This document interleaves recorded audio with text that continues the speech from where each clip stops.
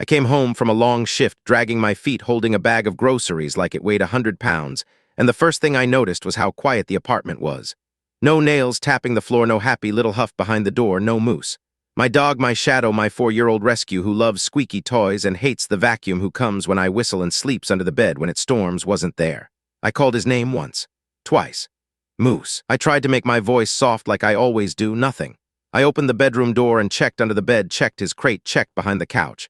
His leash was gone from the hook by the door. His harness was missing. His food bin was half empty. His favorite red ball was there, though, like a little joke, sitting on the rug. I texted my roommate. "Where's Moose?" She replied fast. "He's with me." That gave me a weird feeling right away. It was that smiley face. She never put smiley faces in text to me. I asked, "Where? Is he okay?" She sent a picture. Moose on her lap in the passenger seat of her car. Moose staring out the window with his ears perked up like a fox. The caption said, "We needed a change of scenery." We needed a change. I asked again where. I have to feed him. He has meds. He takes a half pill for his anxiety before bed. He came from a bad situation. Lots of loud yelling and being left alone. We worked so hard to help him feel safe. He does much better now. He naps with his tongue out. He does little spins when it's dinner time. She wrote he was whining all day. Poor baby, he needed me. Stop right there. Poor baby needed me. Like, okay, I am the one who found him at the shelter. I am the one who put my name on the adoption papers. I am the one who paid for shots and that tooth extraction. I am the one who got him registered and microchipped under my name, my address, my phone number. My hard-earned money, my time, my nights up late sitting on the kitchen floor with treats and a blanket and a podcast going, telling him, "You're safe, you're safe, you're safe." I messaged her again. "I need you to bring him home now." She read it. She didn't reply. "Before you tell me to calm down, here's some backstory. Yes, I work a lot. I do overtime because rent is high and groceries are high, and my mom had a surgery a few months ago, and I send money to help her with co-pays, and I still have student loans sitting there like a heavy rock. I am the person who keeps things running. If something breaks, I fix it or figure it out. When my roommate's phone bill got shut off, I called the company. When her car died, I jumped it. When she didn't have money for the electric bill, I covered it and she paid me back later. When she cried about her ex, I listened. When I needed her to feed Moose because I got stuck late at work, she said sure. I thought we were friends in that easy roommate way. We split the cheap couch from the thrift store, watched dumb shows, fought ants in the kitchen together. We had a little system. I brought Moose home 2 years ago before she moved in. Moose came to me first, not to her. I taught him sit down and stay. I taught him how to ring the bell hanging by the door when he has to go. He still rings it too hard sometimes, like he's hitting a jackpot. He has a little scar on his ear from before me, and I always kiss the top of that ear before bed. The first time he came to me, when I called him by name, I cried. I am not ashamed of that. I cried because I felt like I finally did one big thing right. When my roommate moved in last year, she liked Moose right away. He's basically therapy, she said. She started calling herself Auntie. I thought it was cute. She asked to take him to the park when I was at work sometimes, and I said yes. Every time I said yes. I was careful, though. I wrote his feeding schedule on a sticky note and stuck it on the fridge. I left out little bags of treats that don't upset his stomach. I told her the command words. "Please don't use different words," I said. "It confuses him." She rolled her eyes, but then she laughed and said, "Okay, dog, Mom." Then she started saying, "Our dog." I shut that down. "He's my dog." She did that thing where she laughs like it's a joke, but it's not a joke. "You know what I mean," she said. "I love him too." I did not argue. I had a lot going on. My mom got sick. Work got crazy. Numbers had to be done by Friday. The kind of stress that makes your eye twitch. But I was up at 5 every morning, taking Moose out, making coffee, scooping his breakfast, packing my lunch, sending my mom a good morning text, and then slogging to the bus. After work, I came home, walked him to dinner, took him to the little patch of grass by the old church, let him sniff every single leaf. He looks so serious when he's thinking about a scent. He furrows his little brow. He's like a detective. My roommate started doing more with him. She took him to that farmer's market where everybody brings dogs and brought home a new bandana. "Isn't he handsome?" She said. He was handsome. It was a blue bandana with tiny bones on it. She posted a picture on her page and wrote, "My son." That gave me a weird feeling too, but I kept quiet. I told myself, be grateful. Help is help. She was home more during the day. She has a flexible job, or so she says. She started buying treats and toys. She bought a leash that matched the bandana, which okay. Cute. I paid the rent and the vet. She bought a leash. We all pitchin', right? Then my mom's recovery took a turn. She needed me to come stay for a weekend. I asked my roommate, "Can you watch Moose for 3 days? I'll leave everything you need." I wrote a little list. Morning walk, half cup of kibble with the white scoop, then that half pill cut with the little pill cutter in the bathroom, afternoon walk, dinner, chew bone, bedtime. I left an envelope with cash for extra food and a note with the vet number. I put the number of a friend who could stop by. I also ordered more poop bags because I try to be a responsible adult about the stupid stuff, the tiny stuff no one else thinks about.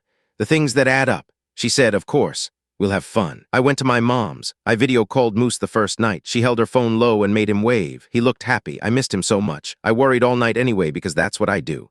On the third day I came home to the quiet apartment. I called him. I asked where he was. She said he's with me with that smiley face. I kept my voice flat when I called her. Bring him home now. My chest felt tight. I had been carrying everybody's stress for weeks. Work my mom, the rent her moods, my own tired brain, and now my dog missing from home. I could hear cars in the background. It sounded like a parking lot. She answered light as air. We're at my boyfriend's. He has a yard. Moose loves it here. He's been so much calmer with me. I said, bring him home now. She sighed like I was being dramatic. You're always so stressed, she said. He picks up on it. He cried when you left. He follows me. He's my baby. No, I said, he's my dog. Maybe you shouldn't have a dog if you can't be here all day, she said sharp now. I'm the one who takes him out and plays with him. I'm the one who's here. He chose me. That made my blood go cold. He chose me. Excuse me. He chose me the day he crawled into my lap at the shelter and put his head on my knee. He chose me every time he came when I called. He chose me when he learned to trust me to touch his paws. He chose me when he climbed into the shower because he was scared of thunder and I sat with him on the floor while the water ran. He chose me when the vet had to give him a shot and he pressed his head into my chest and breathed. I was shaking. I am going to call the police, I said. I heard myself say it and I hated that it had to come to that, but I could feel her slipping the words around like a snake. I could feel the lines moving. No. Not again. I am so tired of being the person who gets used because it's easy. You don't get to borrow my dog and keep him because you like the way he looks in a bandana. She laughed. Go ahead. They'll say it's a civil matter. She wasn't wrong. When the officer stood in our kitchen later that night, he was polite and patient. He looked at my adoption papers, at the microchip registration, at my driver's license that matched the address. He read the texts on my phone. He looked at her. He asked, where is the dog? She shrugged and said, he's with me. In your possession? He asked. At my boyfriend's, she said. He looked back at me. I can't force her to produce the dog tonight, he said, but keep everything, keep the texts, file a report, file a civil claim, it will help. That little it will help suffocated me. It will help like all the other this will help things. Keep the receipt, keep the email, keep the gas bill. Keep the record of the time I paid for her lift at midnight. Keep my resentment folded up like a sweater in the back of the drawer. I said thank you and shut the door and I cried in the bathroom with the fan on. She came back late with Moose after the officer left. She slid past me holding him like something fragile, whispering in his ear. He wagged his tail when he saw me. He whined and did his happy hop, and I will admit I reached for him like I was drowning. She turned her shoulder. She made him look at her. No, she murmured to him like I was a stranger. Give him to me, I said. He's tired, she said. He needs his mom. I stood there and felt something crack. I am his mom, I said low. I know he is a dog, not a person. I know, but grow up if you think love is neat and simple and doesn't count because the thing has 4 legs. Love is love. Work is work. I did the work. I did the 6 a.m. walks in the cold. I did the vet visits where I sat on the floor and wiped his drool. I bought the special shampoo that smells like oatmeal because the cheap stuff gives him a rash. I stood in the parking lot at midnight while he sniffed a dandelion like it was the first flower in the world. I did the training, the sitting, the waiting. I am the one registered, licensed, chipped, contracted. I am the person here. She went to her room. She closed the door. I heard her lock it. I slept on the couch with the gate across the hall like a prison guard in my own home. The next day I called the vet. I told them the story. The woman at the desk said, I'm so sorry. That's awful. You can bring him in to scan him when you have him, but we can't force anything. I called animal control. They said to file a report. I filed. I printed the adoption contract. I printed the vet bills, the emails, the license in my city with my name on it, the microchip page with my name and phone number, the landlord's pet addendum where my dog is listed under my unit, my name. I texted my roommate and said, we need to talk.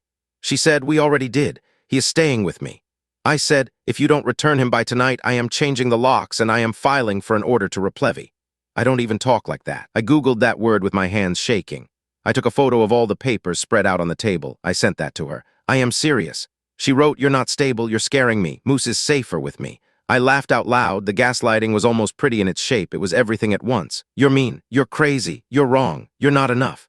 Pick one, stick it to me, step back. I called my landlord. I told him. He said the pet is approved under your name. If she has the dog at the boyfriend's, that's a lease violation for her. I will send a notice.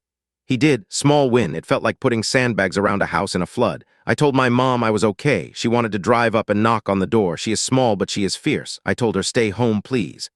I also called a friend who knows a guy at a rescue. She said to document. She said to print everything. She said to send a certified letter. I wrote a demand letter with the help of a template. Return my dog Moose microchip number X by this date.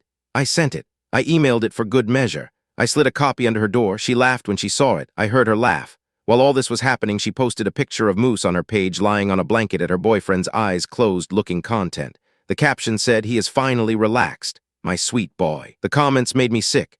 "He's yours now," one of her friends said. "Some people don't deserve dogs," said another. She liked both comments. I typed out a comment, then deleted it. I cannot fight the entire internet. I cannot fight that feeling when someone who has done wrong acts like they are the hero. I cannot fight it with emojis. I can only fight it with paper, with process. I can only fight it with the truth. But I need you to hear me, stranger who is reading this. I am not crazy. I am not unstable. I am not mean. I am just tired, and I am done letting people take from me and call it help. On the third night, I made a plan. I texted her, "Moose has his shots due this week. Vet says they have an opening at 3 tomorrow. Can you bring him or should I?" This was true. He was due for Bordetella booster, and I was not going to let her put it off. She replied, "We can go." She added a heart, a heart. I said, "Great, I'll meet you there." I printed another copy of his microchip paperwork. I called the vet and told them what would happen. I asked if they could scan him. They said yes. I also called animal control and asked for a civil standby. They said an officer could swing by if needed. The lady on the phone sounded kind. She said, "I'm rooting for you."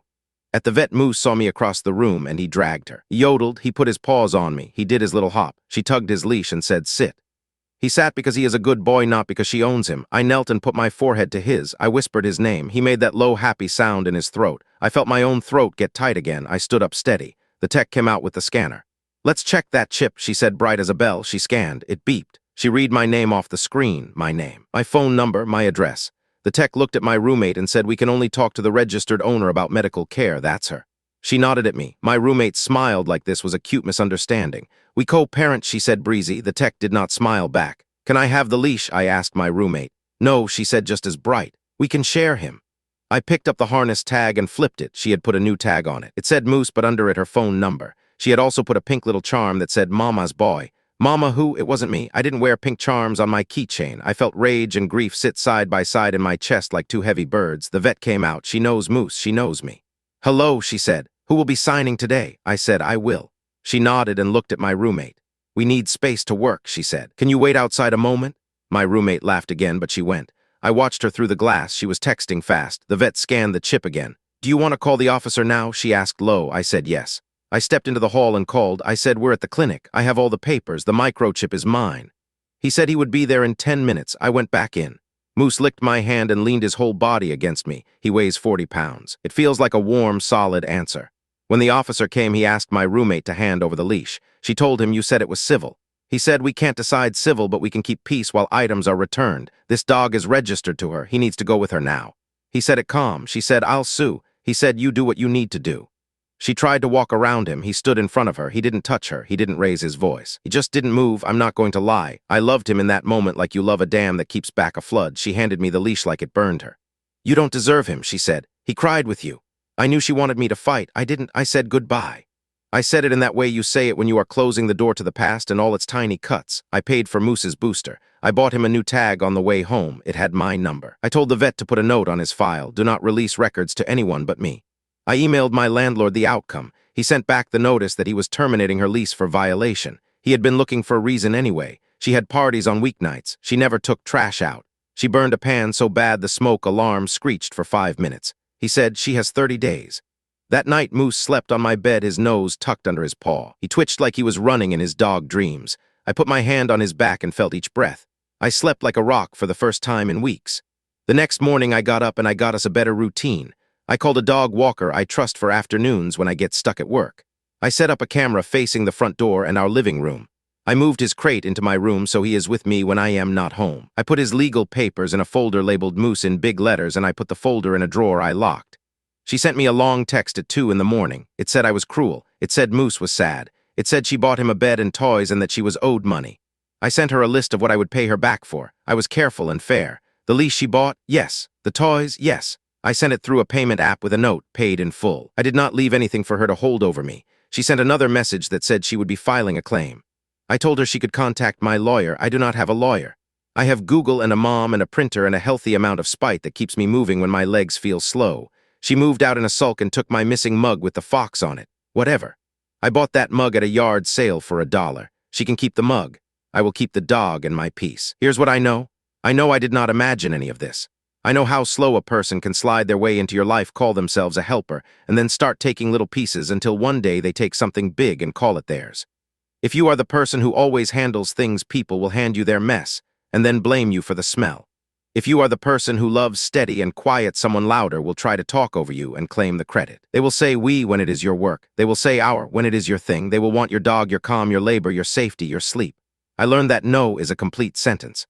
I learned that papers matter. Scan your pet at the vet, keep your contracts, update your chip. If someone calls your dog ours and you feel that cold shiver that says a storm is coming, believe it. I also learned that Moose still trusts me. When I take him to the big park on Sunday morning, he runs in a wide arch and then doubles back to check on me like always. He still does the little spin when I say dinner. He still jumps at the sound of the blender and then comes back when I call him. He still puts his head on my knee when I sit on the floor. He still plays with the red ball until he pants with his tongue out, then drinks water and sighs like a person. He has a new blue tag that shines when he moves. It says his name, it says my number. Sometimes I think about that last thing she said, that he cried with me. Maybe he did. Maybe I cried too. Maybe we both cried because life is hard and people are messy and houses are loud and the bus is late and the bank account is low and the phone won't stop buzzing and the dog gets scared of storms. Maybe he cried because he was waiting for me at the door and I was not there yet and that hurts. Maybe he cried because he loves me and I wasn't home. That's love. That's not a reason to take him. That's a reason to be better, to fix the schedule, to hire the walker, to ask for help from people who don't mix help with taking. If you're reading this and you think I overreacted, fine.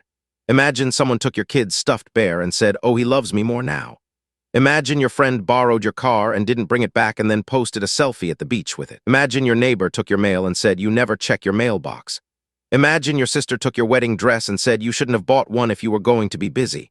It is not about the leash, the bandana, the tag, the charm. It is about the line that says this is mine, this is loved, this is safe with me. Do not cross this line and tell me you did it for the greater good. I am overworked. I am tired. I am still the person who pays the bills and keeps the paperwork straight and stands in the kitchen at midnight holding the phone on speaker while my mom needs to hear my voice.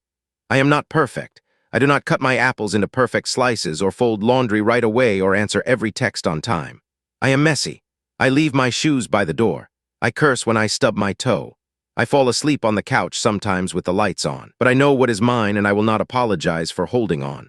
Moose is snoring next to me as I write this. He makes that little puffing sound when he exhales. His paws twitch, a small dance, a dream.